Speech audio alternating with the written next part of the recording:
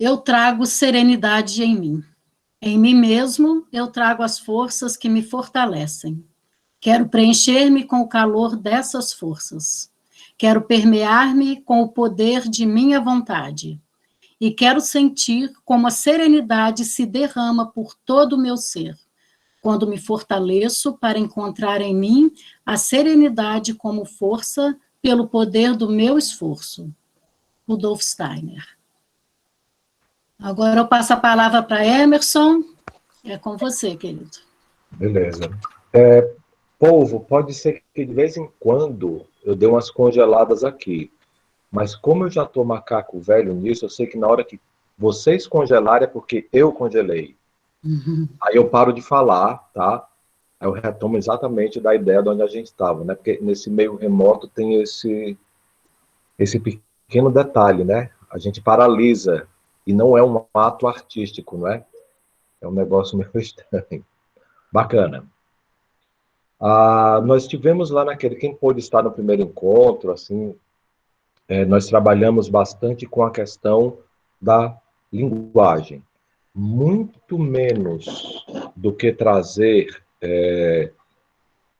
as experiências que o Rudolf Steiner relata lá na Ciência Oculta, em especial no capítulo 4, que é quando ele fala da evolução do homem e do universo, o maior foco, porque tentar entrar por aquilo ali, nesse tempo que nós tínhamos, seria mais ou menos só ficar falando de uma série de coisas que só ia dar dor de cabeça.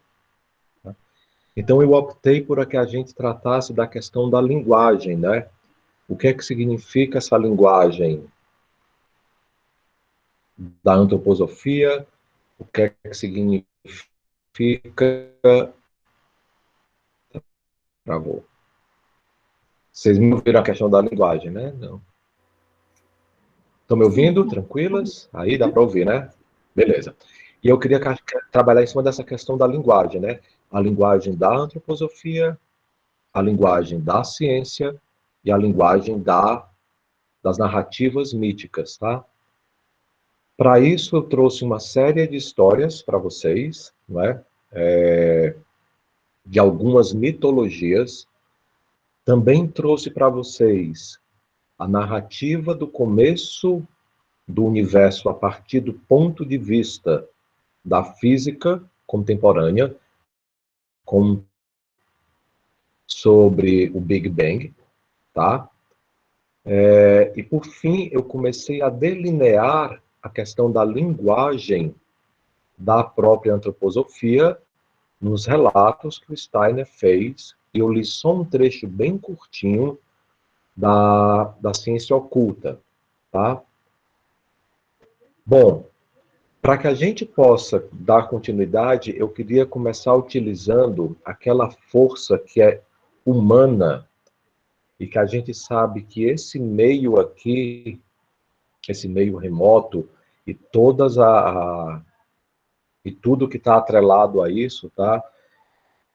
Faz com essa capacidade humana, que é a capacidade da memória, né? Todo mundo sabe o que é memória. Alguém esqueceu o que é memória, então o negócio está muito ruim, tá? Mas memória é uma capacidade nossa. Aí, Gisele, eu vou pedir para você colocar lá no primeiro slide já, só para a gente... Por enquanto, se alguém fez anotações, eu vou pedir para que a gente não use anotações. A gente tem um pouquinho mais de mês aí, não é? Do último encontro, mas a gente não vai fazer isso. Passa mais um para mim. Bacana, aí. Nós tratamos pelo menos dessas 4 narrativas sobre a criação do mundo. Fizemos um trabalho em cima, cada qual ela pensou numa palavra, em um sentimento, à medida em que eu ia lendo cada uma dessas narrativas aqui. Isso todo mundo lembra, né? Bacana, a gente fez isso daí.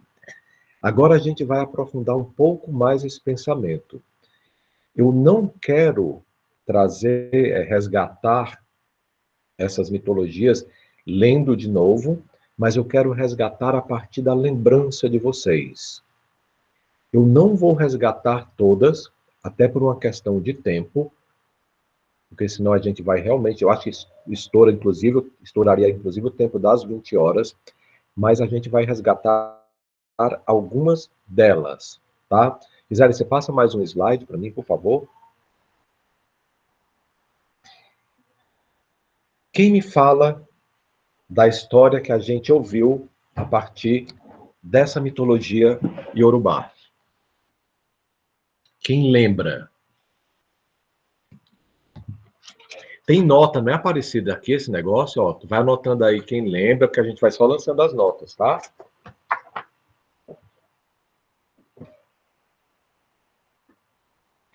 Vai, pessoal, sem vergonha, abrir o microfone, falar.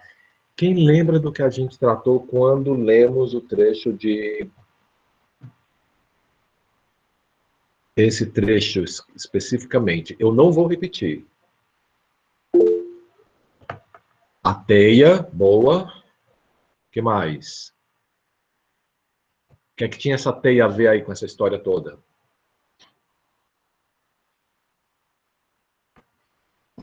Vocês lembram? Vai, vocês lembram assim, um pouquinho disso. Daqui a pouco eu deixo vocês olharem as anotações.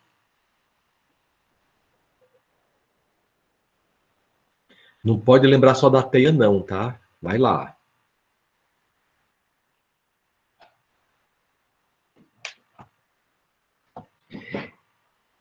Quem começa essa história todinha? Vai, olha as anotações. O escuro, a coisa todinha estava lá no escuro. Tem sempre esse negócio do escuro, né? Úmido. Muito bem. A Aline quer abrir o microfone, não, você fala. Eu acho mais tranquilo. Oi, Emerson. Boa noite. Vai. Boa noite. Então, eu realmente estou sem minhas anotações aqui, porque eu estou até no celular, nem estou em casa. Mas eu lembro que ficou bem forte essa imagem da teia. E o que eu lembro quando eu visualizo essa teia é como se fosse uma descida. Como se fosse uma descida de um céu descendo através dessa teia para uma terra úmida, uma terra ainda inabitada. E o que ficou forte para mim foi isso, essa descida através dessa teia. Ótimo, ótimo. Já é o começo de uma lembrança. O que mais, povo, para complementar essa mitologia? O que mais vocês lembram? Ó, já pode colocar a nota da linha aí, viu? 10, tá? Aí o resto do pessoal, agora a gente vai fazendo diferente.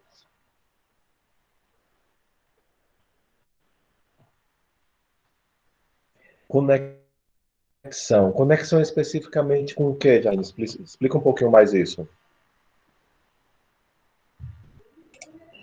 Conexão com o céu e a terra. Uhum.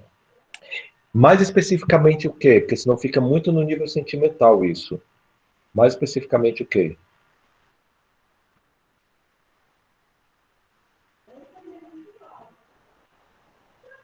Você consegue lembrar? Qualquer outra pessoa, vale olhar as anotações agora. Senão eu vou passar para a próxima, eu vou dar como lembrado. Gisele, manda bala. Próximo.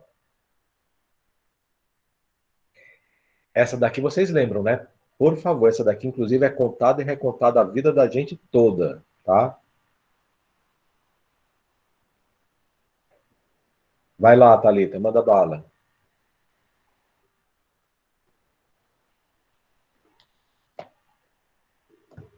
Pode abrir o microfone, Thalita, fica com vergonha não, tá?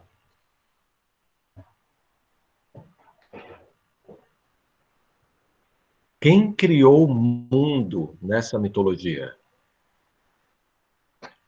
Isso é uma mentira, não posso abrir, isso é uma desculpa, né? É desculpa de aluno, pelo amor de Deus. Quem criou a Terra aqui? Como é que foi que começou essa história todinha? Daniela apareceu no vídeo porque ela quer falar. Vai, Daniela Maduro. Gaia e Uranus. Gaia, Terra, Uranus, céu. Tá? E aí?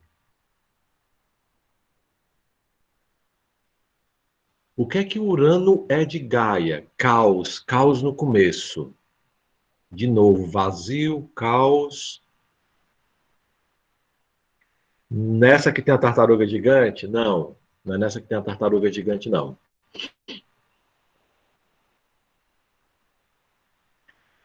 Uranus é o quê de Gaia? O que é que o Uranus é de Gaia? Pelo menos naquela versão que eu contei. Fala, Ana Paula, o que é que é? Tá sem microfone? Escreve no Ele é o chat. marido? Em segundo lugar, ele é outra coisa antes. O pai? Não. Ah. Quando a gente relatou essa mitologia aqui, a gente lembra que assim, existia Gaia, tá? E aí ela começa a parir um bocado de filho, não é isso? E dentre os seus filhos, pelo menos na versão que eu relatei, dentre seus filhos você tem Urano no céu, que ela pariu para que ele pudesse cobri-la. E dali ela começou a gerar outros filhos, tá?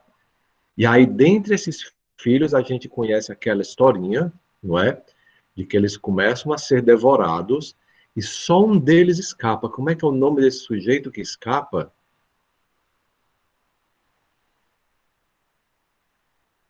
Cronos, isso mesmo. Cronos escapa dessa devastação, não é?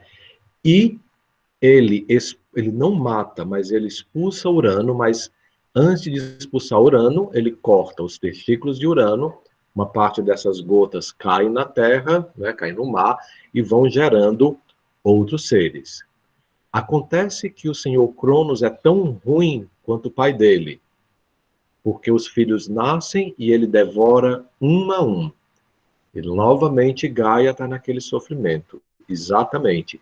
Gaia oferece uma pedra, Uranus come essa pedra pensando que é um dos filhos, e guarda esse filho, que é Zeus, que aí sim Zeus vem, e novamente, algumas versões falam em matar, mas novamente expulsam, o Zeus expulsa Cronos dessa sequência aí todinha.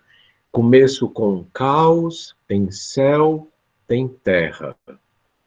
Próxima, por favor, Gisele.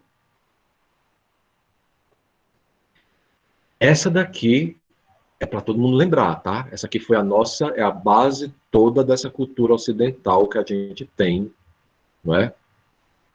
Da mitologia judaico-cristã, o que é que nós temos de lembrança? Como é que começa tudo?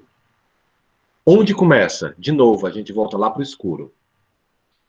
E aí aparece o primeiro ato desse ser, que aí alguns já bem mais cristianizados vão chamar de Deus Pai, mas que lá no Antigo Testamento é relatado com o nome de Elohim, não é?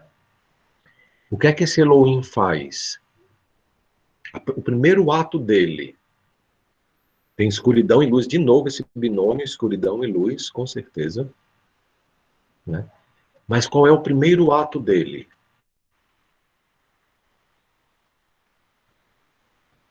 Ele abre as portas do céu, abre as portas do paraíso e diz o quê? Galera, se vocês não souberem isso daí, ó, isso é sério, hein? Obrigado.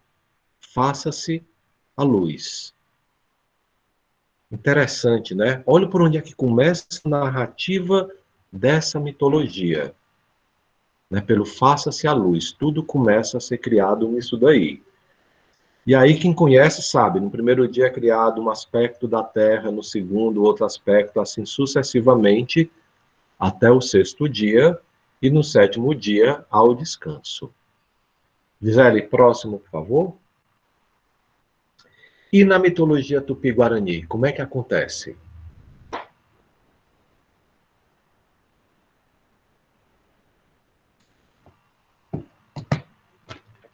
Como é que acontece na mitologia tupi-guarani?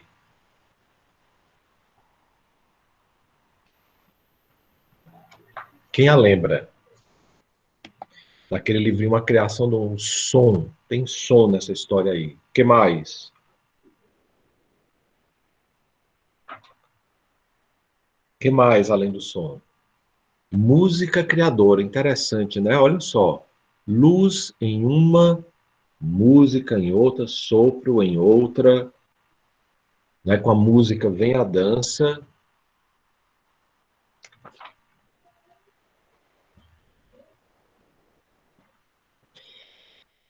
Isso, mais ou menos. Nessa parte eu não cheguei ainda não, Aline. Lembra que eu disse, agora eu vou parar de ler. Eu vou parar de ler, porque no encontro passado, eu quis trazer para vocês a questão do... Deixa eu só fazer uma coisa aqui, pessoal, rapidinho, porque não tem coisa mais chata do que, além de tudo, ainda tá ligado o WhatsApp no meio da sua conversa, fazendo esse barulho. Eu tinha colocado exatamente nas mitologias todas a criação do mundo. Eu não tinha chegado à criação do ser humano, tá? Esse é um passo que a gente tem para o futuro.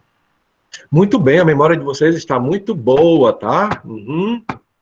A memória ou a coragem para falar, não é? Parabéns. Vamos seguir aqui, tá?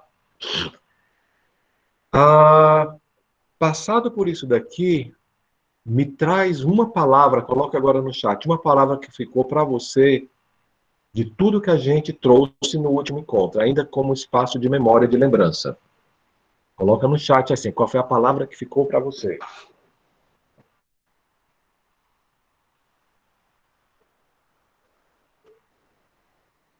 Começo, beleza, origem, separação, ancestralidade. Vamos lá. Criação.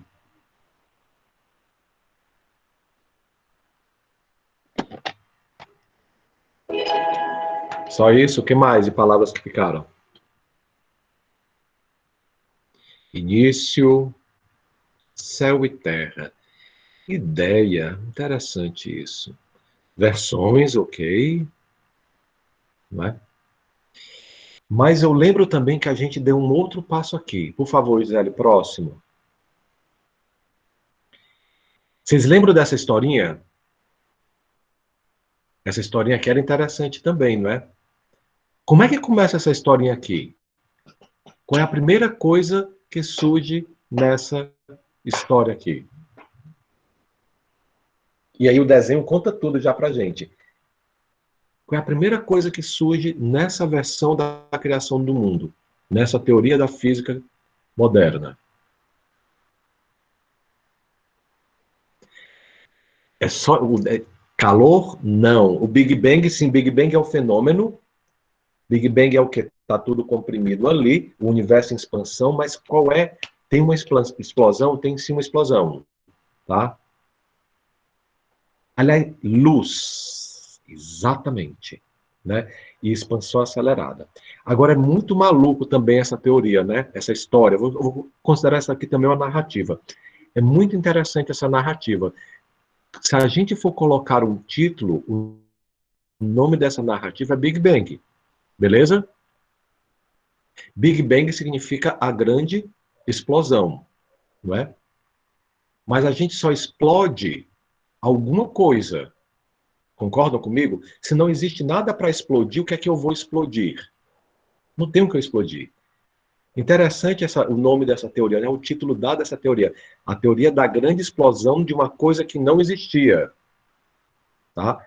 Então aí a gente já começa a encontrar versões, né? Explodir o vazio, né? Como é que a gente explode o vazio? Essa é uma grande pergunta, tá? Mas a gente apareceu, a gente se deparou, e eu fiz questão no último encontro, inclusive, de quando eu estava lendo o texto científico, né, aquele trecho lá sobre o Big Bang, eu usei o mesmo tom de leitura que eu usei para as outras narrativas, tá? E cabe também, quem já assistiu Cosmos aqui do Carl Sagan, vai lembrar disso daí. Musiquinha, imagens, o tom passando por ali, todo mundo vai lembrar, né? Tem um Cosmos mais moderno aí também, tudo isso feito. Gisele, o próximo, por favor, vê se é isso mesmo. Aqui. Isso também foi algo que a gente tratou, e eu acho que o grande centro para onde a gente vai caminhar hoje tem a ver com isso daqui, tá? tem a ver com linguagem, não é? Vocês lembram que eu havia falado para vocês assim, olha, pessoal, existe uma coisa que é a linguagem mítica, e alguns mitos eu narrei, existe uma outra coisa que é a linguagem científica, científica natural, não é? E existe algo que, de certa forma, e aí coloca esse de certa forma entre aspas, a gente só vai tangenciar esse assunto hoje, não dá para a gente se aprofundar, você precisaria de um bom encontros só para isso daí. Existe uma linguagem que é a linguagem de algo que se denomina ciência espiritual, tá? Antes de eu passar para o próximo slide, eu queria que a gente observasse o seguinte: algumas características, e isso também vocês levantaram do último encontro, algumas características dessas linguagens, né? Quando nós observamos a linguagem mítica, uma característica que nos aparece é que ela é uma linguagem totalizante, tá? O que é que eu quero dizer com isso, não é? Ela é uma linguagem que ela traz um todo fechado em si mesma. A história em si, ela deveria ser uma explicação para algo, para um determinado fenômeno. Ela é um todo, ela não tem partes, você não fica recortando partes. Agora eu vou recortar essa parte do mito aqui e ficar olhando só para essa parte do mito. Não, eu não quero essa parte do mito, eu quero me aprofundar em uma outra parte. O mito, ele não se permite essa decomposição, tá? O mito, ele sempre traz essa maneira de falar do todo e de um aspecto muito amplo. Às vezes, esse todo ele vai nos levar para o mundo natural, do mundo, né? Esse todo nos leva para algo natural, que é a criação do mundo. Aos poucos, a consciência do ser humano foi mudando e pegou o mito e disse, nossa, não é que o mito explique algo da natureza, ele explica estados da alma. E aí a gente vai ver muitas psicologias tratando disso daí, por exemplo, né, usando o mito como explicações para determinados estados da alma, estados anímicos ou estados psíquicos, tá? Uma outra característica da linguagem mítica, da linguagem mitológica, é que ela cita seres e dá nomes a esses seres, tá? Alguns vão se chamar Gaia, né? Outros Olodumaré, tá? Vai depender muito da mitologia, mas nomes são dados a esses seres. E não só os nomes são dados a esses seres, isso daqui para mim é o mais importante para o próximo passo que eu quero dar, como nessa linguagem mítica vai estar muito voltada às atividades desses seres. E então o Olodumaré chama lá o outro, e ele manda fazer aquilo, então ele pega uma galinha, não é? Coloca ali para ciscar e vai espalhando terra para todo lugar, depois ele pega um camaleão, vê se a terra está firme ou se a terra não está firme, tá? Se você pega a mitologia judaico-cristã, você vai ter nome ali, Elohim chama, e aí os anjos vão começando a atuar segundo a sua palavra. Nós temos seres e atividades de seres, tá? Isso, por um lado, como essa linguagem mítica. Se eu olho para um outro lado, eu me deparo com a linguagem científica, e científica, agora eu vou ser um pouquinho mais específico, uma linguagem científica natural, tal como na escola nós fomos educados a compreendê-la. A escola toda nos levou a tentar compreender aqui, entender como é que se articula essa linguagem científica natural. Algumas coisas começam a saltar a nossa atenção. Uma, a linguagem científica natural, ela tem um método, tá? Primeiro isso, depois aquilo outro, né? Ela vai procedendo de uma forma que eu vou chamar uma forma analítica. Ela decompõe os fenômenos. Então, a teoria do Big Bang vai te contar o que é que acontece no começo, vai te falar de calor, vai te falar de prótons, vai te falar de luz, vai decompondo tudo o que aconteceu ali no começo. Ao contrário da linguagem mitológica, que é uma linguagem sintética. Ela abarca esse todo. Ela já te traz a imagem toda. Tá?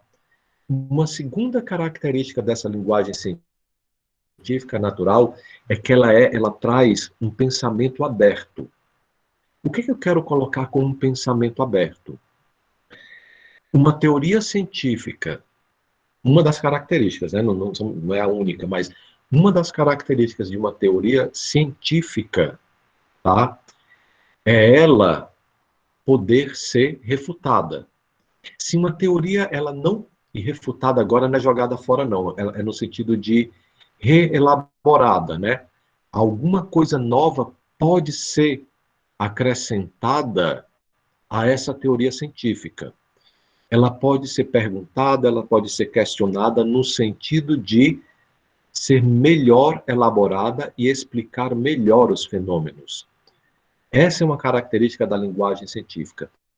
Vocês já imaginaram se eu estivesse contando um mito para vocês e alguém dissesse assim, não, mas espera aí, mas se ao invés, lá na mitologia grega, da Gaia ter dado a luz a Urano e Urano depois ter se tornado lá o marido dela, a gente fizesse surgir uma outra pessoa, isso não cabe na linguagem mitológica, mas isso cabe na linguagem científica, tá?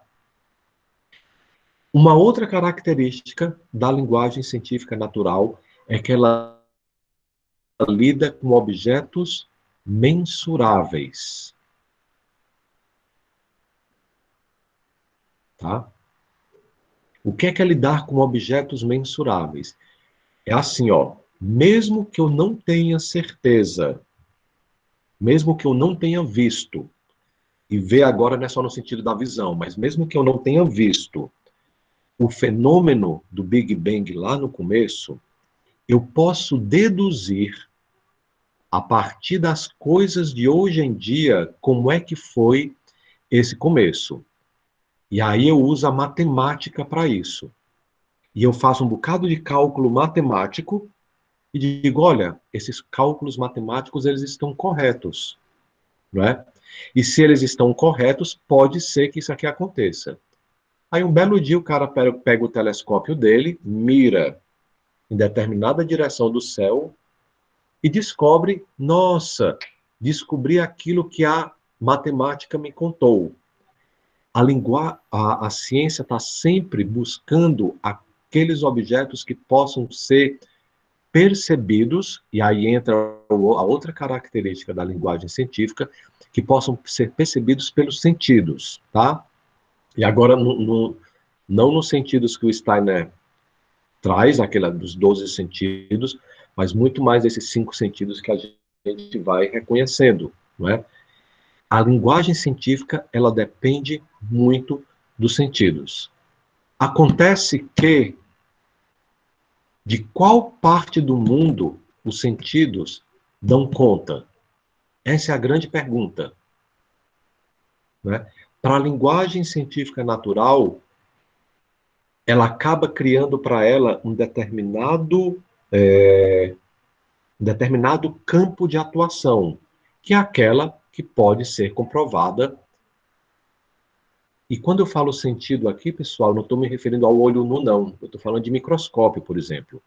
Estou falando de telescópio, né?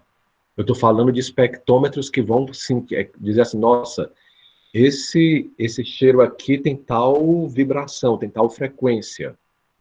Mas tudo passa pelos sentidos.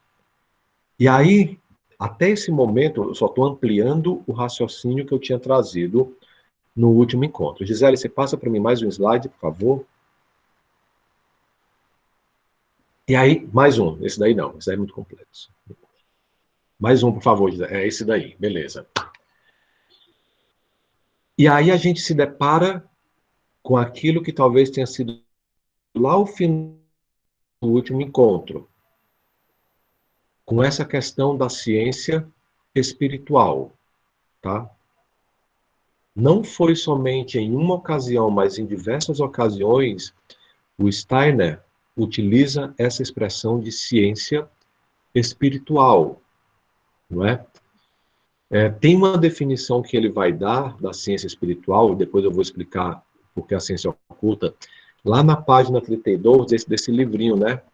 Que eu acho que vocês, alguns já conhecem, a ciência oculta, tá? Pelo menos na 5ª edição, na página 30, ele vai explicar para a gente qual o significado de ciência oculta. Para mim, a gente precisa explorar essa expressão, senão a gente não vai conseguir entender como é que o Steiner chega no capítulo 4 do livro A Ciência Oculta e começa a contar para a gente como é que foi a criação do universo e a criação do ser humano. O que é que a antroposofia, tá, traz nesse seu aspecto ciência? Eu acho que um primeiro dado, esse foi o finalzinho da nossa discussão, inclusive, a primeira coisa que a gente tem que considerar em relação à antroposofia, e se ela realmente quer ser chamada de ciência, tem a ver com pesquisa. Essa é uma proposta para nós, e cada um de nós deveria se colocar dentro do seu campo de atuação, quer seja escola, quer seja medicina, terapias, qualquer outra coisa, como um pesquisador. E por que é que eu coloco isso? Porque no momento em que eu aceito tão somente como um ato de crença o que é descrito dentro da antroposofia, eu já não estou mais dentro do campo da ciência. Eu já estou dentro do campo da fé. Eu não preciso pesquisar mais, tá? E isso, fundamentalmente, está errado, porque o Steiner coloca em vários escritos dele, principalmente os escritos iniciais, que cada um de nós, talvez não com essas palavras, mas com esse sentido, cada um de nós deveria ser um pesquisador, uma pesquisadora, porque senão a gente não vai para lugar nenhum. Ou seja, tomar o método para si e começar suas próprias pesquisas.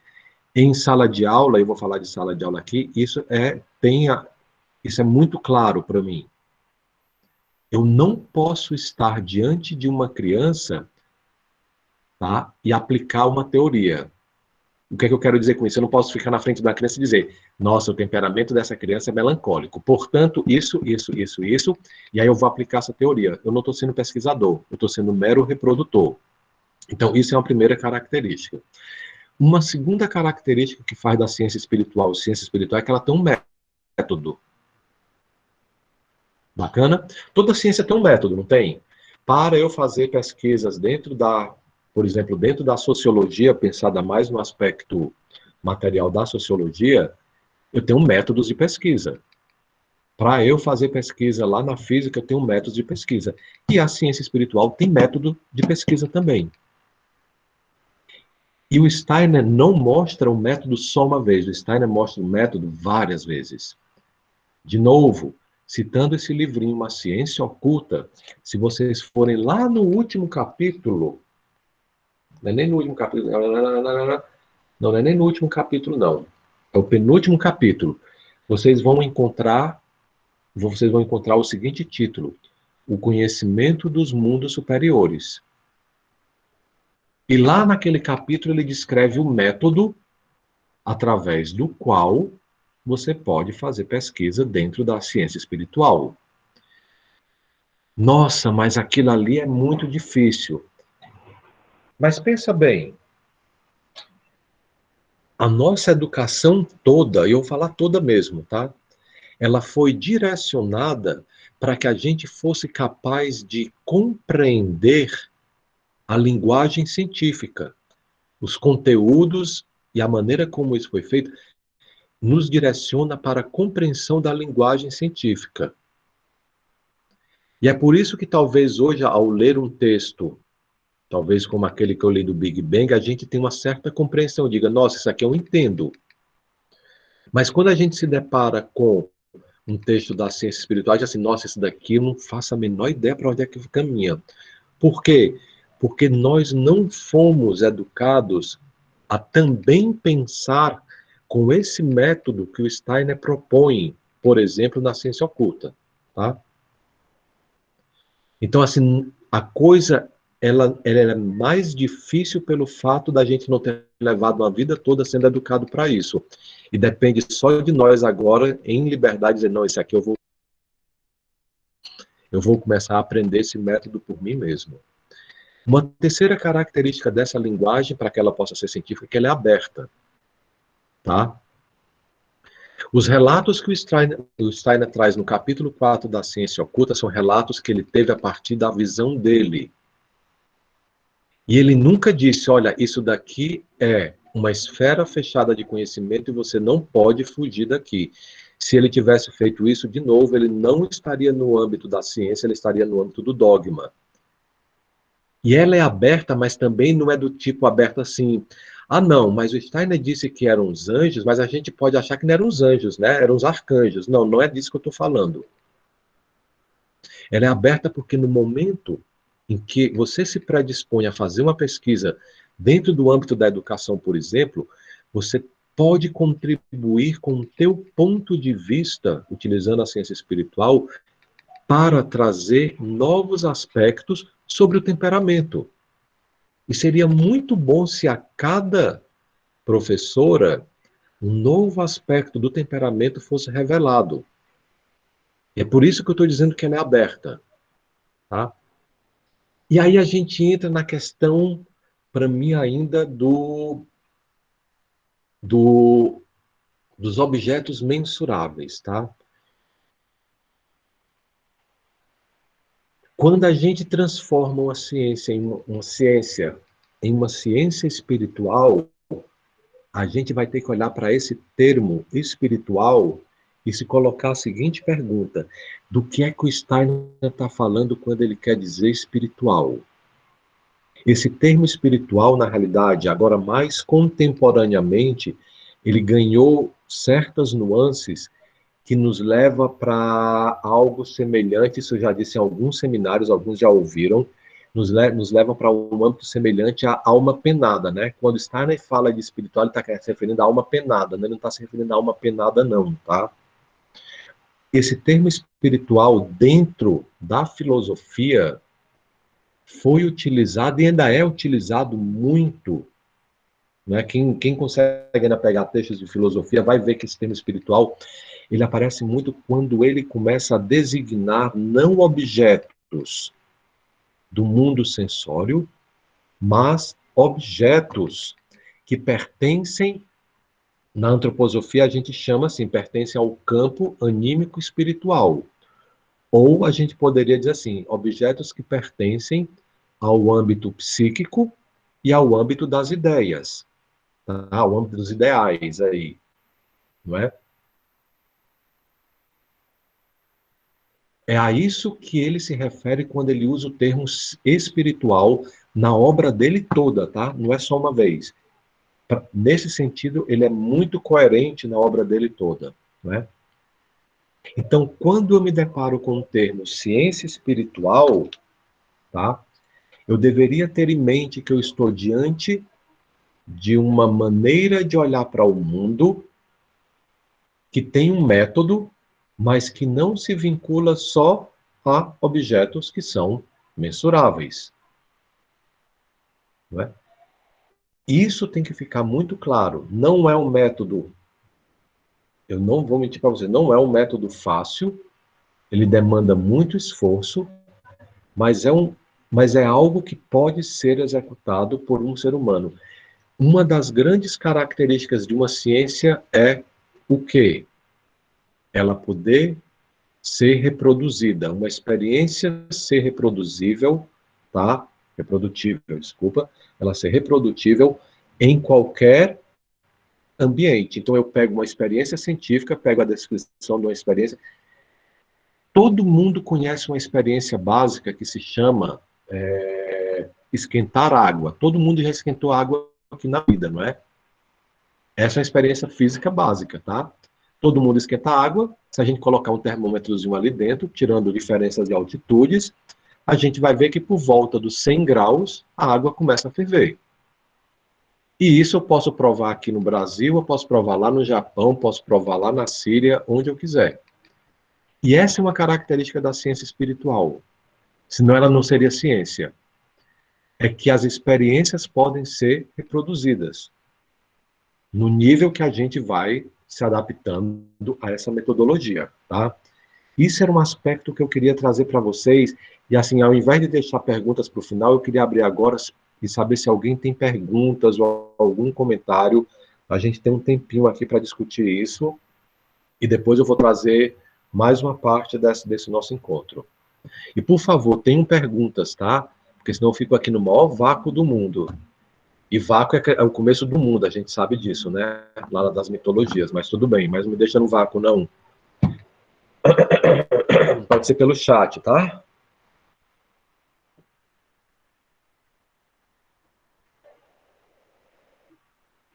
E, aliás, eu vou ficar aqui descansando, porque se ninguém fizer pergunta, eu estou cheio de janelas abertas aqui, fora o do Meet Google, eu vou começar a ficar zapeando aqui em algum lugar, tá?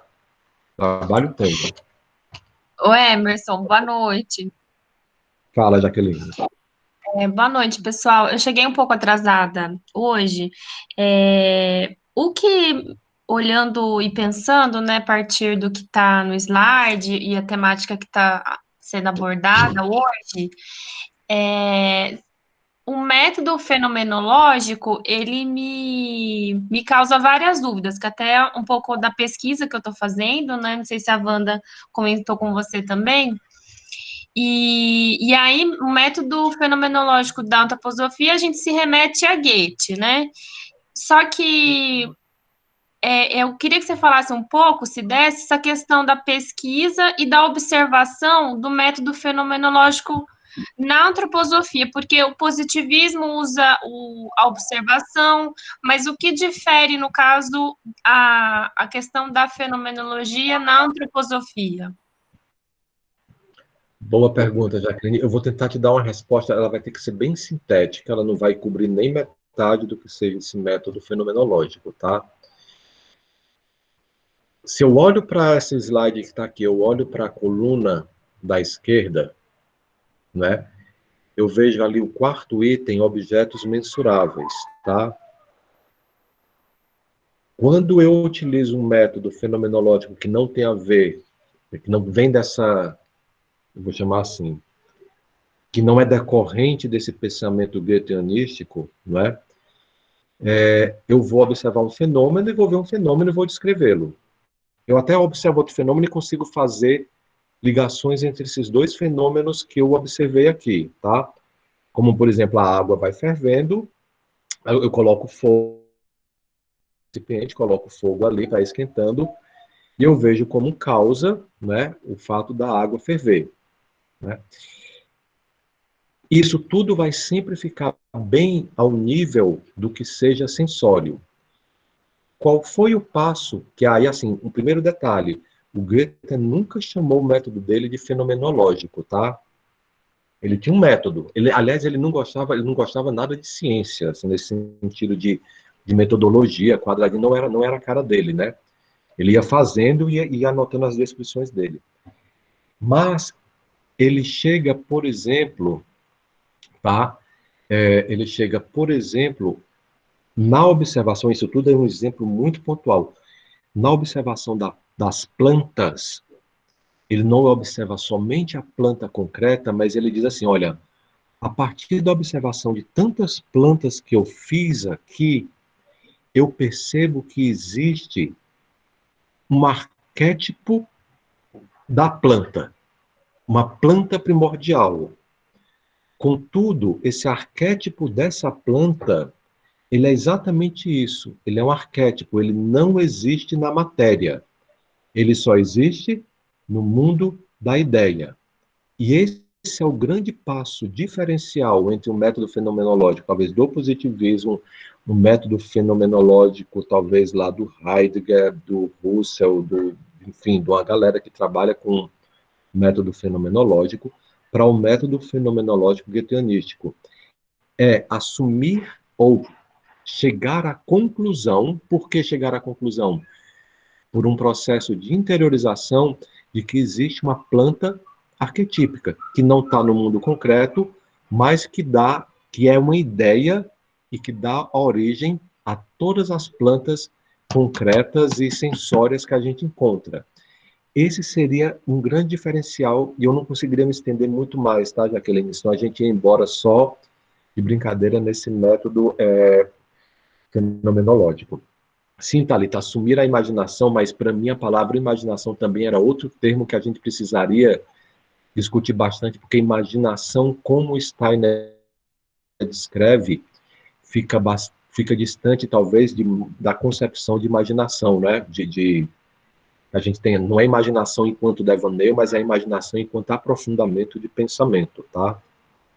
Tinha uma pergunta aqui no chat também, da Thalita, né? Pode falar um pouco mais sobre como transformar nossa prática pedagógica em pesquisa científica e espiritual? De novo, pensem no termo espiritual nesse sentido de conteúdo psíquico e conteúdo de ideias, tá? A grosso modo, isso nos serve. Como é que eu transformo isso na nossa prática pedagógica? Se eu me coloco durante muitos anos na minha vida, né, a observação, por exemplo, de temperamentos de crianças, tá? E se eu realmente me atenho a esse método científico e espiritual, a gente pode dizer assim, de certa forma, a gente espera chegar ao arquétipo do temperamento colérico, ao arquétipo do temperamento sanguíneo, melancólico e fleumático, né? E a partir desse arquétipo eu começo a perceber como é que ele vai se manifestando nas mais diferentes pessoas que estão ali meus educandos. Tá? Isso seria um primeiro passo. Como é que eu posso me dedicar a aspectos psíquicos, né? Porque tem muito mais a ver com a psique, aí a questão do temperamento, aspectos psíquicos dessas crianças a partir de uma outra base. Não é a base de uma psicologia do desenvolvimento que a gente tenha estudado, talvez, na faculdade, tá? Eu diria assim, se a gente quisesse, para mim, aí a coisa começa a ficar meio nublada e pode se tornar um tanto quanto mística, se eu dissesse, eu também posso fazer uma pesquisa espiritual a partir da noção de karma, naquele indivíduo, naquela criança, na sua relação para comigo. Isso é um aspecto. Ou eu posso também fazer uma pesquisa espiritual no sentido de como é que isso que a gente conhece genericamente como época cultural pós-atlântica, quinta época, alma da consciência, se manifesta nas crianças. Isso também é algo que pode ser uma pesquisa científica espiritual. Como é que a religiosidade encontra sua manifestação nas crianças hoje, independente da escola na qual elas estejam? Tudo isso vai me levar, por uma questão metodológica, a essa pesquisa da ciência espiritual também, tá? São respostas que têm que ser curtas, na realidade bem superficiais, mas que vão caminhando nesse sentido, não é? Mais perguntas, pessoal?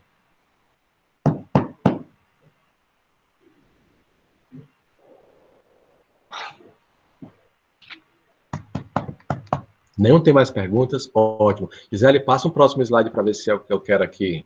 Tem que só ver uma coisa, senão a gente volta. Beleza. Não, volta um pouquinho, senão fica sem graça. Bacana. Vou fazer uma pergunta para vocês, tá?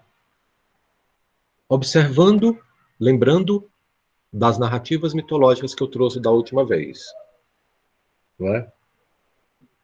Qual seria para vocês o objetivo daqueles processos de criação que foram descritos? Vou repetir a pergunta. A partir das narrativas mitológicas,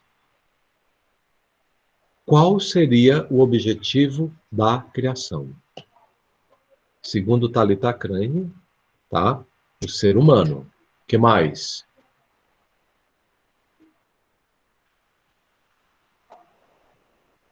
Nossa, mas se a gente disser que o objetivo da criação é o ser humano, caraca, a gente a gente pode cair num ponto, né, assim, extremamente egoísta e dizer o centro da criação é o ser humano, né? Encontrar o arquétipo, segundo Isabel aqui, desenvolvimento da humanidade, ok.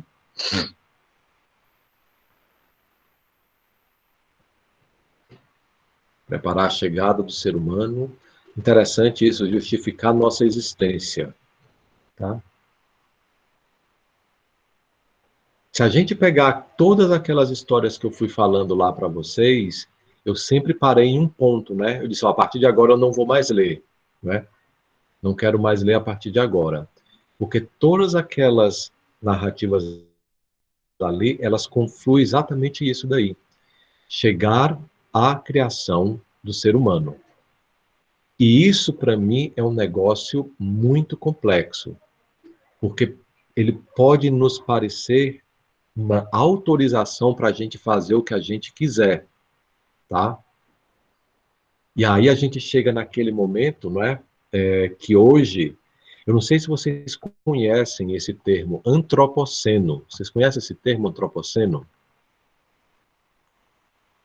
Bacana. Uma série, principalmente biólogos, tá? E sociólogos também, né? E antropólogos, tá? Eles estão falando que hoje a humanidade está passando por uma fase em que eles estão chamando de antropoceno, né? Chegou a um ápice tal em que o ser humano, ele realmente se torna o centro de uma determinada criação, mas esse mesmo ser humano, ele é o destruidor de tudo, tá?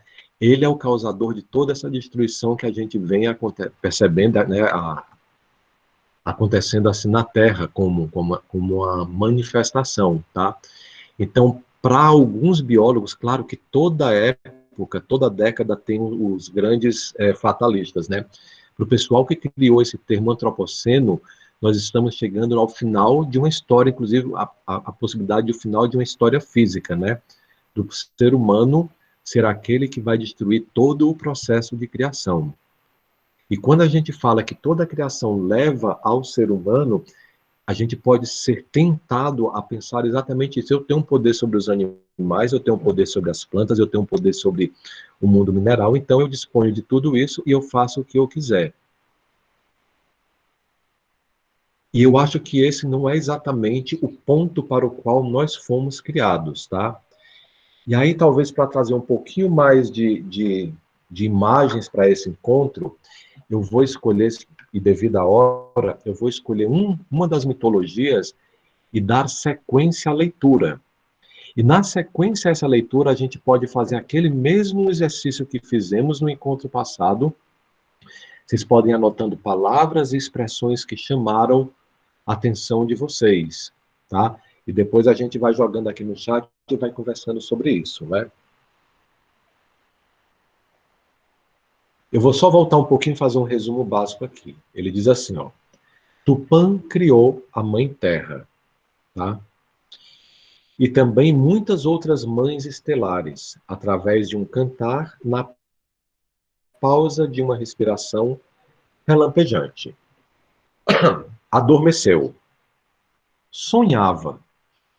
Foi assim, sonhando-se, que a Mãe Terra transformou-se em uma imensa... Aí aqui tem aquela pergunta assim, uma imensa tartaruga estelar.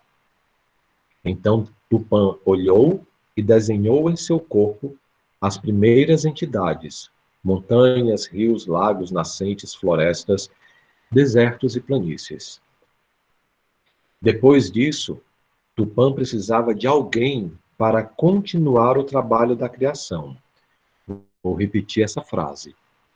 Depois disso, Tupã precisava de alguém para continuar o trabalho da criação.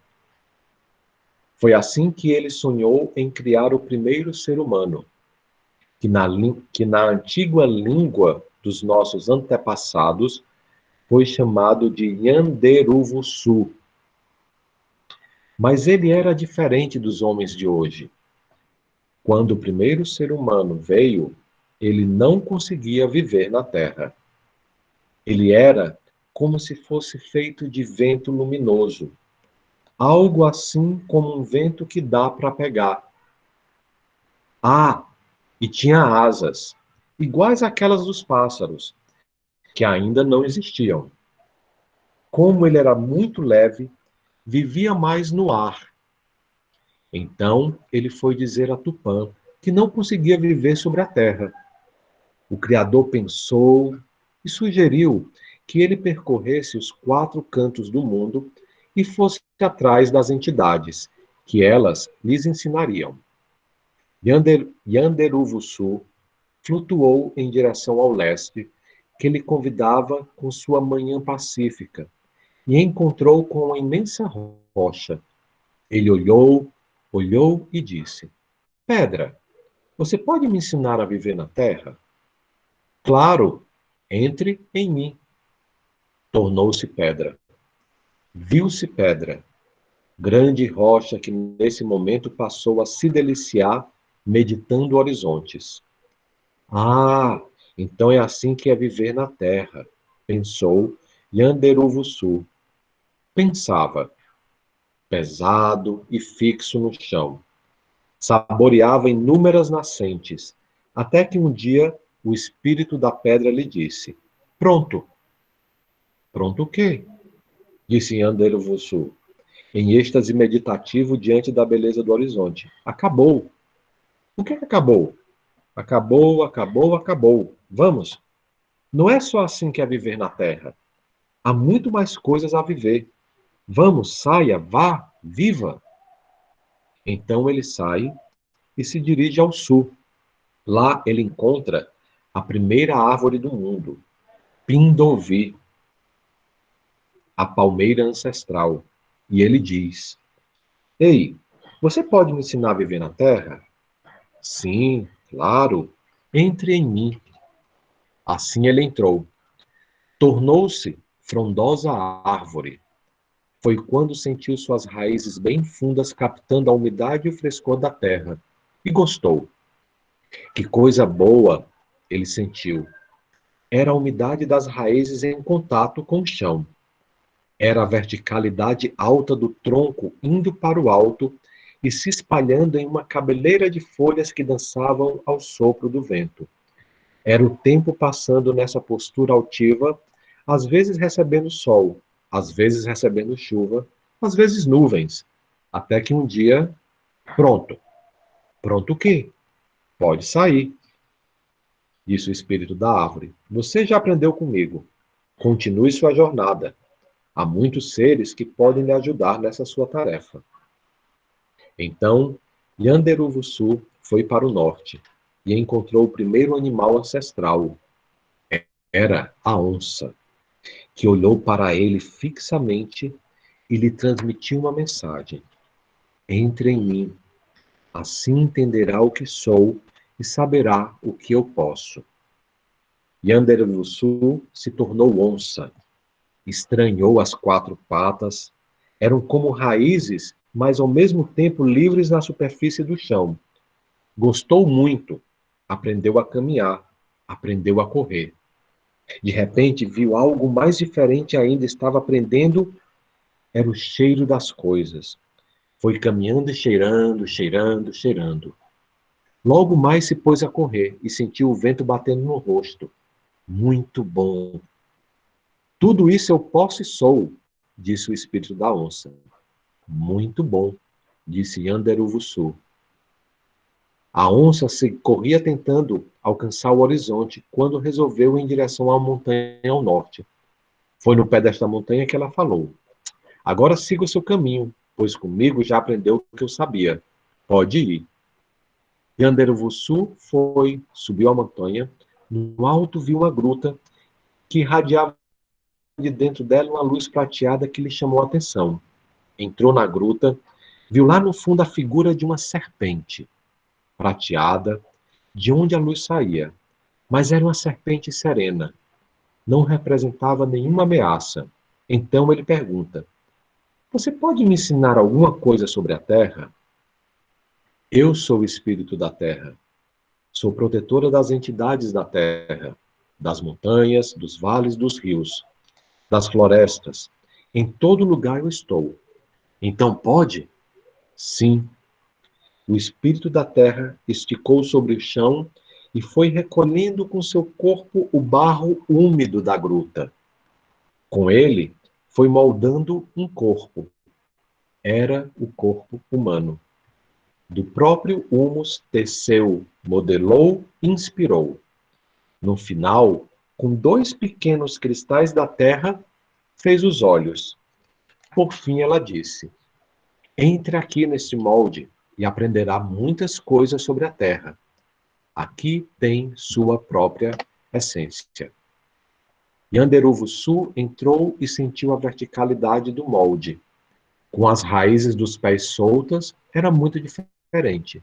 Sentiu cheiro, sentiu friagem, sentiu calor, olhou em volta, foi até a entrada da gruta e foi a primeira vez que ele viu o mundo com olhos de cristal. Que lindo o mundo! Junto com este corpo que te dei, há também meus dons e minhas marcas, os traços da terra, da água, do fogo e dos ventos. E o que eu faço com esses dons? São preciosos. Com estes dons, você me ajudará na criação. Com eles, dentro de você, podes criar o que quiser, disse a serpente espírito. De que jeito? Estes dons fazem você sentir, sonhar e inspirar. Ah, mas além disso, há os dons de Amandu, de Quaraí e de Tupã. Juntando todas estas qualidades, tudo o que você imaginar poderá se manifestar. Como? Perguntou Yandevoruçu. E aí vocês sabem o que é que a serpente respondeu para ele? Pois é, aí vocês vão ter que ler essa historinha, porque eu preciso parar bem aqui, senão a gente não termina nunca, tá? Esse primeiro ser humano que é criado nos é trazido como a imagem de alguém que não conseguia colocar os pés no chão. E aí, para isso, ele ganha uma experiência com um corpo mineral. Ele entra na rocha. Depois de um tempo, é dada uma segunda experiência para ele, não é isso? E aí ele ganha experiência com uma árvore. Depois é dada uma terceira experiência para ele, que é uma experiência com um animal. E só por fim, ele ganha um corpo com olhos próprios dele, que é capaz de estar aqui na Terra. Só que junto com o corpo, ele ganha uma missão. Qual é a missão? Criar o mundo. E aí a palavra não seria criar o mundo, seria co-criar o mundo. Criar o mundo juntamente com as entidades. E aí a gente volta para aquela pergunta inicial, não é? Se nós somos o objetivo da criação, qual o nosso objetivo? De uma maneira muito mais detalhada e de uma maneira muito mais complexa, mas também se a gente se abrir para a leitura de uma maneira muito bela, isso tudo é descrito pelo Steiner no 4º capítulo da Ciência Oculta, sobre a criação do universo e do ser humano. E aí a gente vê nessa mitologia aqui que aquilo que foi descrito lá na Ciência Oculta encontra correspondência nessa mitologia. Vai encontrar em outras, tá? Eu teria outras separadas aqui, mas eu quis ler só essa por uma questão de tempo. E ela vai encontrar uma correspondência. E aí, por exemplo, sei lá, a Ana Paula Bonin podia olhar para mim e dizer assim: putz, grila, para que então que diabos é que eu vou estudar a ciência oculta se eu posso simplesmente ler uma antologia? E para mim essa é a pergunta fundamental, porque se simplesmente todas essas linguagens fossem iguais, não teria o menor sentido a gente poder e querer se dedicar ao estudo da ciência espiritual. Há uma diferença fundamental entre a linguagem mitológica e a linguagem da ciência espiritual, assim como há uma diferença fundamental entre a linguagem científica e a linguagem da ciência espiritual. É que a linguagem da ciência espiritual vai lidar exatamente... Gisele, volta um pouquinho, um slide para mim, por favor. Outro, o anterior ainda. Ali, vocês estão vendo ali na linguagem mítica seres e atividades de seres. E isso é algo que a linguagem científica não vai te descrever, ela não vai ver ser nenhum por trás da explosão de uma coisa que nem existia. Ela não vai ver isso dali. A linguagem mítica vai ver seres. E a linguagem da ciência espiritual, e aí tem a ver com a pergunta que a Jaqueline tinha feito, sobre a questão fenomenológica, a linguagem da ciência espiritual vai encontrar os arquétipos da criação e vai dizer que aí nós temos seres, mas muito mais atividades desses seres. Porque é através do pensar que a gente vai chegar a essa linguagem, a esse entendimento da ciência espiritual. E pensar é atividade. Então, com isso, a ciência espiritual partilha alguma coisa da linguagem mítica. Se eu olho para o outro lado, para a linguagem científica natural, ela não vai me falar de ser nenhum, ela não vai me falar de arquétipo nenhum. O universo surgiu por uma série de condições de acasos que foram dando certo. Tá? Por uma série de acasos, as coisas foram dando certo, deu nisso daqui que a gente chegou hoje, como ser humano, não é? Então ela vai excluir os seres dali, algo que a ciência espiritual não vai excluir. Por outro lado, a ciência espiritual vai querer se utilizar de uma disposição semelhante à da ciência natural, que é a disposição para a pesquisa. Gisele, vai passando para frente, eu acho que tem um outro slide ali que eu ainda explicitei um pouquinho mais isso. Pode ir passando... Pode passando. Passa mais um, só para ver uma coisa aqui. Ver se eu coloquei. Não coloquei não. Pode voltar dois aí. Deixa lá na ciência espiritual mesmo. Então, não tanto faz se eu ouço uma descrição mitológica, não tanto faz se eu ouço uma descrição da física moderna. Cada uma tem a sua maneira de descrever o mundo. E dessa forma, não tanto faz se eu vou me debruçar sobre a ciência espiritual na sua forma, na sua linguagem. Não é? Por exemplo, agora sim, Gisele, o próximo slide. Uma maneira de você contar a história da criação do ser humano é se a gente olhar só para o lado direito desse quadro aqui. Tá? O lado direito desse quadro é a narrativa da criação do ser humano do ponto de vista darwinista. Tem lá os organismos unicelulares vão se tornando mais complexos, se tornam organismos pluricelulares, vão se tornando mais complexos, aí a gente vai ter os peixes, a gente vai ter os anfíbios, nós vamos ter os répteis, até o surgimento dos mamíferos, até a chegada dos primatas, não é? E aí uma sequência que nos levaria ao surgimento, de novo, por um acaso, ou simplesmente por um meio externo e cultural, na chegada do ser humano. Se a gente olhar para o lado direito, aqui, a gente tem essa explicação da ciência natural. Se eu olhar para o lado esquerdo, eu trouxe muito mais como uma imagem, como um desenho, a gente vai olhar a explicação da ciência, da mitologia, não é? Se eu olhar para o lado direito, eu faço uma pergunta para vocês. Do ponto de vista da ciência espiritual, o lado direito está errado, não é isso? Isso é uma pergunta e não é retórica, tá? Do ponto de vista da ciência espiritual, o lado direito, que é a explicação darwinista da criação do mundo, essa explicação está errada. Vocês concordam com isso? Sim, Jaqueline disse, o pessoal balançando a cabeça, sim. O pessoal que deve estar com a câmera desligada deve estar balançando a cabeça, sim, também. Eu espero que realmente esteja balançando a cabeça.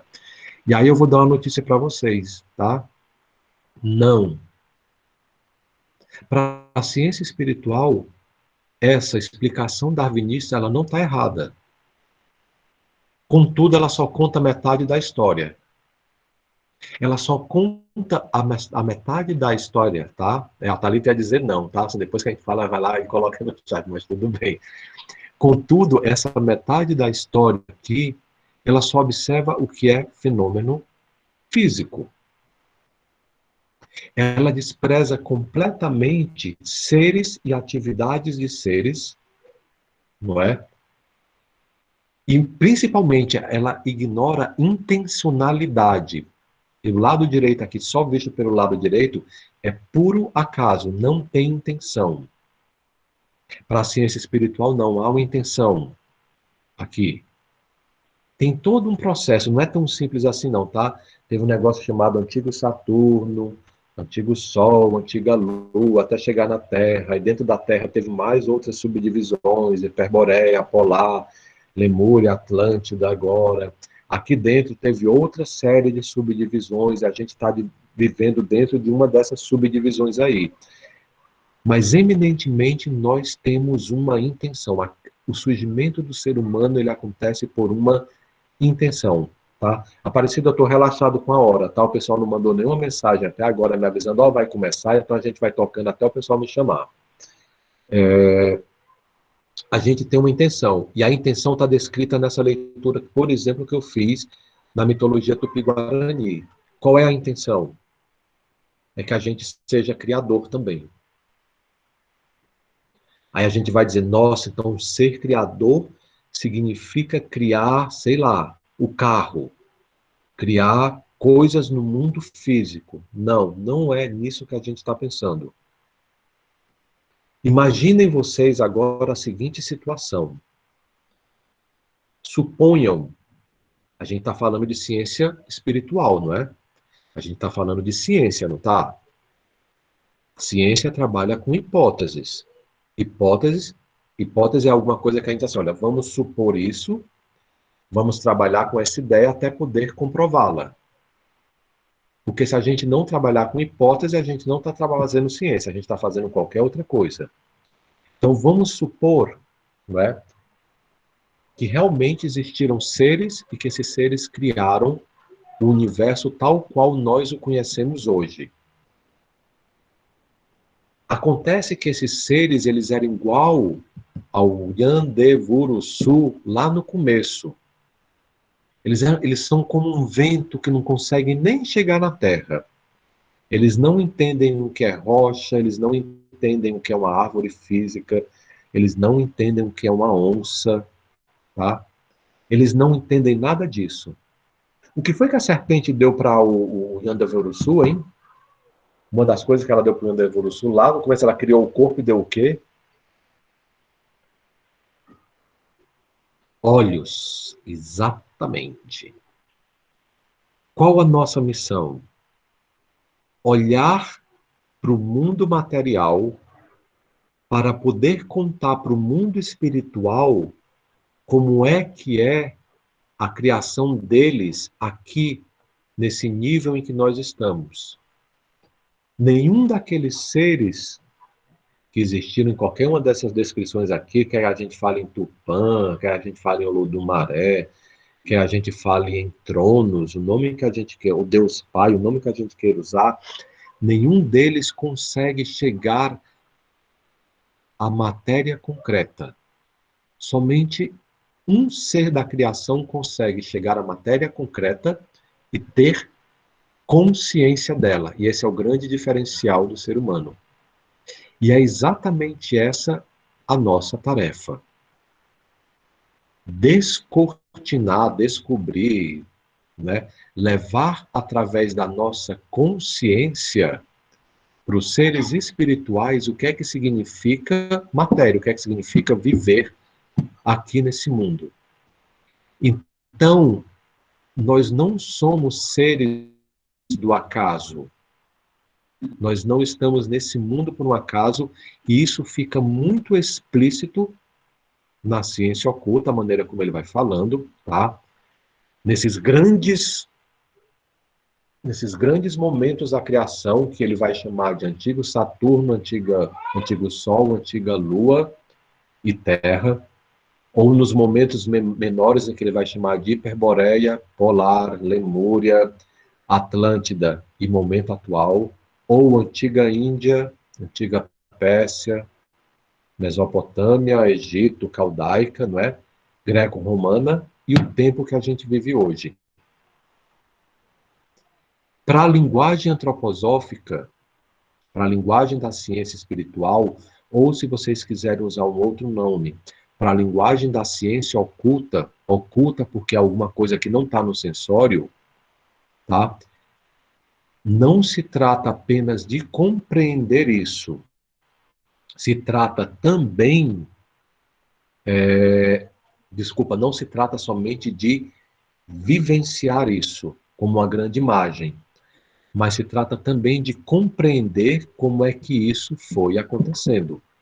E aí, cabe a cada um trabalhar com isso como uma hipótese de vida, tá? E a hipótese a gente pode ir testando, deixa eu testar, ver se realmente existe essa tal de planta arquetípica. Puxa, deixa eu testar para ver realmente qual é essa relação do corpo físico mineral do ser humano com o reino mineral. Isso tem a ver um pouco com a pergunta que a Thalita fez lá atrás, como é que eu me transformo no pesquisador dentro, né, dentro da pedagogia. Povo, peraí que tem um neto querendo me ver, eu tenho que parar, porque senão ele vai começar a falar aqui, aí vai misturar com a minha fala, e fica mó bagunça, assim. Isso aqui é o começo da criação, tá? Você só viu? Dá oi? Só viu? Então, tchau. Tá, dá tchau pro pessoal. Oi, tchau, pessoal. Ele tá dando tchau porque ele quer jantar, tá? Ele tá quase me levando pro jantar aqui também, tá? Tchau. Daqui a pouco o vovô vai lá, tá bom? É isso, é o começo do mundo, né? Mas é o recomeço do mundo continuamente, tá? Então, assim, existe uma intencionalidade. Se eu olho para isso como criação do ser humano, eu olho para esse gráfico aqui, eu tenho que dizer assim, sim, existe o lado direito, mas eu não posso desconsiderar o lado esquerdo. Se eu olhar só para o lado esquerdo, eu estou na linguagem mítica. Se eu olhar só para o lado direito, eu estou na linguagem científica espiritual. Se eu conseguir, de uma forma coerente, juntar os dois, eu estou começando a falar em ciência espiritual. Né? Eu começo a caminhar nesse sentido. Tá? E agora eu paro de falar e só ouço perguntas de vocês, que vocês queiram fazer, comentários ou alguma coisa. Seu Emerson. Fala. Então, são várias janelas de uma mesma história? É como se cada um estivesse focando... são várias maneiras de contar uma mesma história? Não. Ou vários... Ou cada um olha para um lugar dessa história?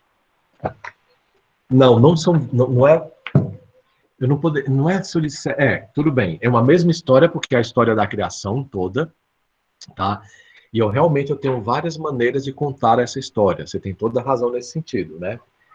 E aí, Ana Paula, eu volto até um pouco atrás, vocês lembram que eu disse assim, olha, hoje em dia a gente pega um texto científico, se ele não for escrito na linguagem técnica da área dele, como por exemplo na física, cheia de cálculos e não sei o quê, se eu pego um texto de divulgação científica, eu sou capaz de ler e entender aquele texto, não é isso? Por quê? Porque durante toda a minha formação escolar, eu fui levado a isso, tá? Por outro lado, no momento em que na minha formação escolar eu também acrescento não só a possibilidade de eu ler um texto científico natural, mas quando eu começo a trazer uma outra forma de descrever o número, o mundo, como, por exemplo, as mitologias, aí sim eu também estou começando a educar esse ser humano para que ele olhe para o mundo não só para o lado direito dessa tela aqui, mas que ele olhe para o mundo dos dois lados. Porque também se eu fico educando a criança só para o lado esquerdo, isso não é a educação que a gente precisa para esse momento. Mas eu sei que a consciência da criança ela vai amadurecendo aos poucos até que ela possa chegar aos fatos causais da ciência natural, mas que antes ela tenha podido ter acesso aos mesmos fenômenos, mas através de outro tipo de consciência, tá? Então, para mim, a pedagogia Waldorf e a ciência espiritual, elas são muito práticas nesse sentido. Elas pegam tudo isso que eu tentei sintetizar aqui como ideia e colocam isso dentro do currículo. Desde a mitologia do conto de fada lá no primeiro ano, até o momento, se a escola pode ter isso, de chegar lá no 12º ano, e eles estarem lidando com a descrição do mundo do ponto de vista físico. Ou a descrição do ponto de vista químico. Como é que a química fala disso hoje, não é? Então, para mim, aí agora assim, é para mim, tá, pessoal? Ninguém tem que aceitar isso, nem tem que discordar de mim, porque eu não estou falando isso para concordar nem discordar. Para mim, se a gente não consegue fazer a junção desses dois, se a gente não faz ciência oculta, né, a gente só está fazendo uma parte dessa pedagogia também, tá? Então, a compreensão disso tudo é necessária, tá bom? Espera aí que eu tenho perguntas aqui no chat, né? A questão é que o lado direito virou o domínio das religiões. Pior do que isso, Thalita. O lado direito virou religião. Porque agora não se coloca mais isso como uma teoria, mas se supõe isso daqui como a explicação. E aí ela perdeu o caráter... né? O lado direito... Mas também, isso também, o lado direito ele virou religião, tá? Porque ele virou um caráter dogmático. As pessoas esquecem que isso daqui são hipóteses, né? E o lado esquerdo, se a gente também só vive no lado esquerdo, religião agora, pessoal, desculpa, eu estou falando do caráter dogmático da coisa, tá? Simplesmente acreditar por acreditar, é um dogma, né? É um dogma que o ser humano descende dos macacos. Até hoje não encontraram o tal duelo perdido, mas vamos continuar lutando para encontrar, né? Então tem alguns dogmas que, assim, que eles não... que eles entram no âmbito da crença, tá? A pergunta da Jaqueline aqui, Emerson, então a ciência espiritual, a antroposofia, não nega o evolucionismo, mas considera que esta teoria é insuficiente para explicar o mundo. Se você quiser uma resposta bem curta, é sim. Tá? A grande questão aí, Jaqueline, é que assim,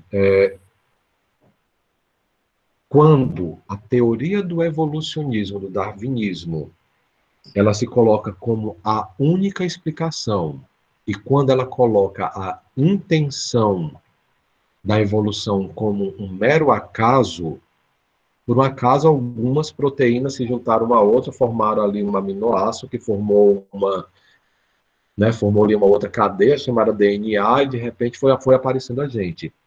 Aí a ciência espiritual se contrapõe verdadeiramente isso daí, mas como processo evolutivo do corpo físico humano, sim, tá? Essa é possível de ser visto.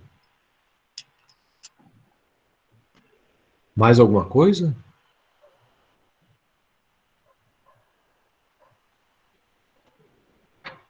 Ah, vai lá, gente. Pergunta aí que o pessoal nem me chamou ainda lá em Juiz de Fora.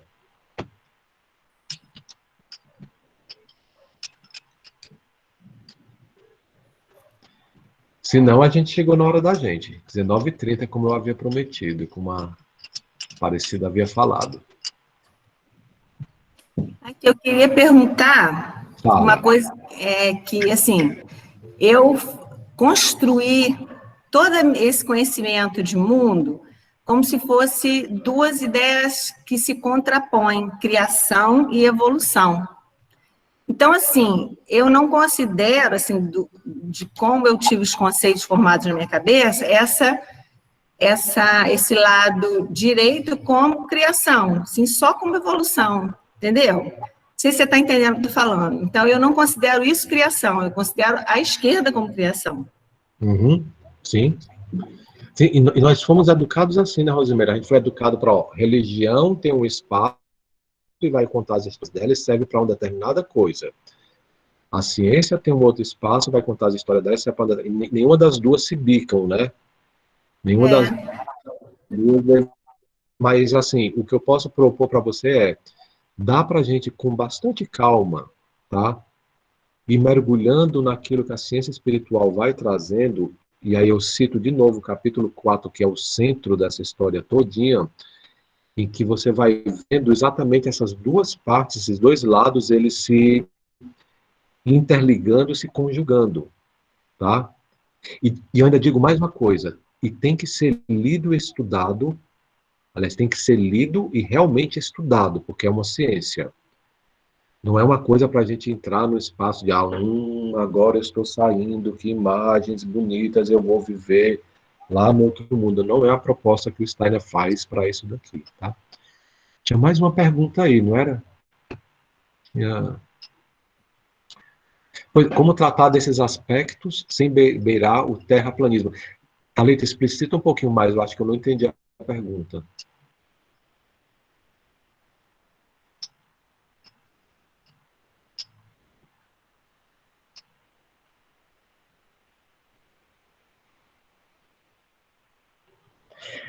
Pois é, a grande questão, olha pessoal, se vocês pegarem a Arte da Educação 1, livro básico na pedagogia, tá?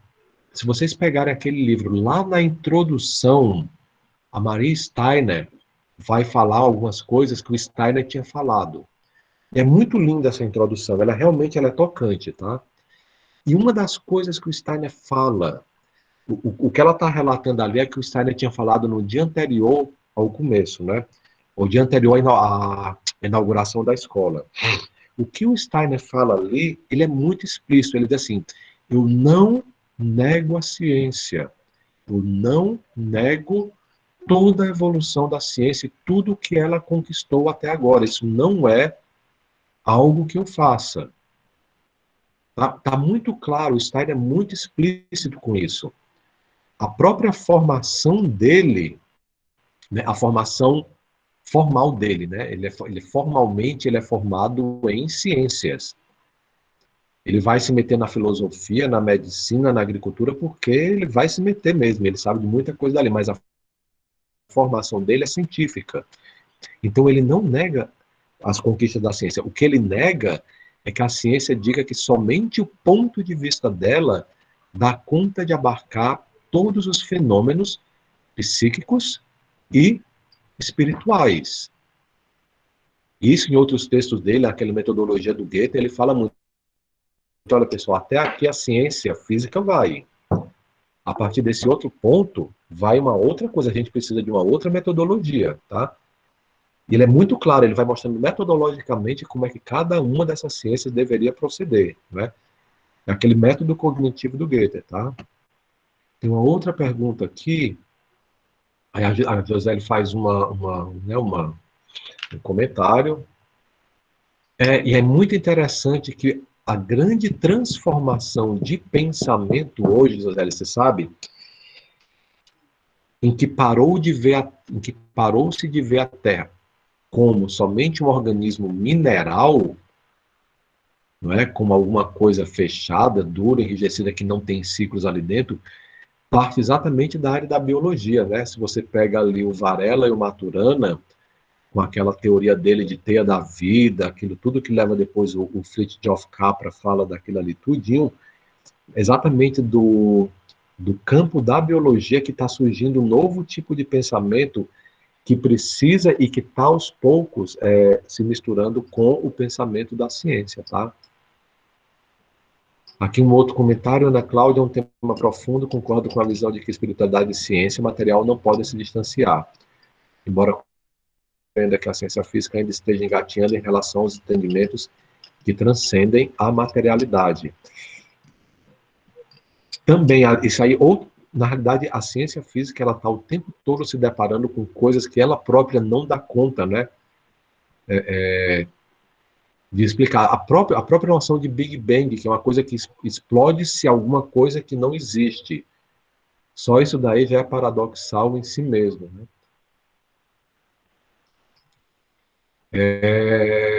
Aqui uma pergunta aqui da Isabel. Podemos dizer que a ciência espiritual tem como objetivo a interiorização individual com base em pesquisas naturais e psíquicas para chegar aos arquétipos da criação, que se encontram em cada fenômeno terrestre, levando-nos ao processo de cocriação e de reconexão, né? Buscando na Terra nossa própria essência.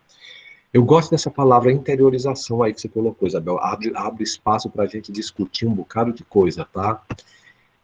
Quando a gente está estudando lá psicologia, né, no começo do século, final do século XIX, começo do século XX, um dos métodos propostos lá pela psicologia era exatamente esse método da... Não é interiorização o nome, tem um outro nome técnico para isso, me escapou aqui agora, estava bem aqui, me escapou. Mas vamos chamar de interiorização, tá? Ele diz assim, olha, para que o ser humano compreenda a própria psique, ele tem que fazer um processo de interiorização, não é? E isso era um método que estava começando a surgir ali na psicologia, quando veio o pessoal do pessoal do comportamento e disse, não, para com isso daí. A gente só quer ver a psicologia desse ponto de vista daqui para fora, tá? Sim, a ciência espiritual é um processo de interiorização. É a busca... Por que é interiorização, Isabel? Porque, assim, busca-se no aspecto do ser humano chamado pensar, tá? É ali que vai se buscar. Os objetos do pensar é que são os objetos da ciência espiritual, não é? Mas aí vai-se embora, viu? E aí a gente vai-se embora nisso daí, né?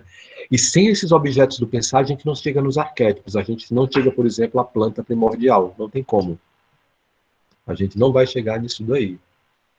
E aí a biologia tem um grande papel, pessoal, para essa questão da planta primordial. O aprofundamento do pensamento na biologia, eu acho que mais cedo ou mais tarde vai chegar a essa concepção, tá? E aqui, assim, no último comentário da Ana Cláudia, é bom saber que já existem pesquisas revelando que a venda se manifesta muito além do palpável, né? E aí vai-se embora, né? A discussão do que é vida é o quê, né? O que isso quer dizer com vida, né? Vida espiritual, na realidade, vida espiritual, na realidade, é falta de palavra na nossa linguagem para descrever o que é esse mundo espiritual. A gente vai estar sempre esbarrando na linguagem, tá? Essa que é a grande questão, né? Fechamos, povo? Beleza. Acho que está ótimo. Né? Eu tenho um neto para atender, que eu tenho que jantar com ele e depois ir lá para a Assembleia. Isso, tem que jantar antes de ir para outra, né? E como a gente também falou de terminar às 19h30, passamos já 11 minutos, acho que está ótimo. Muito bom, Emerson. Como você disse, como que a gente precisa cada vez ser um pesquisador, né? Sim. Em qualquer área de atuação, porque é pesquisando e aprendendo. Muito bom. Muito bom, beleza. Obrigado pelo convite, hein? Eu que te agradeço muito. Muito bom tê-lo aqui conosco novamente. Com certeza teremos outros encontros futuros aí. Uma alegria te reencontrar e poder estudar com você, que tem uma caminhada gigantesca, brilhante, dentro da antroposofia aí. Muito obrigada, Emerson. Obrigada mesmo. Valeu. Tchau, tchau, pessoal. Valeu. Bom final de semana, bom descanso para todo mundo. Tchau. Obrigada, querido. Tchau, seu Emerson. Obrigada. Até a próxima. Antes de finalizar aqui, pessoal, queria agradecer a todos vocês pela presença. E a gente quer ainda apresentar o nosso próximos encontros, que será com Lúcia Casoli. Beijo, querido. Tchau. onde a gente vai estar estudando sobre o segundo setênio, tá? Então, já para vocês colocarem aí na agenda, mas a gente vai divulgar também no grupo, né? Daqui a pouco a gente coloca no grupo. Mas a gente vai apresentar agora as datas já para vocês, tá bom?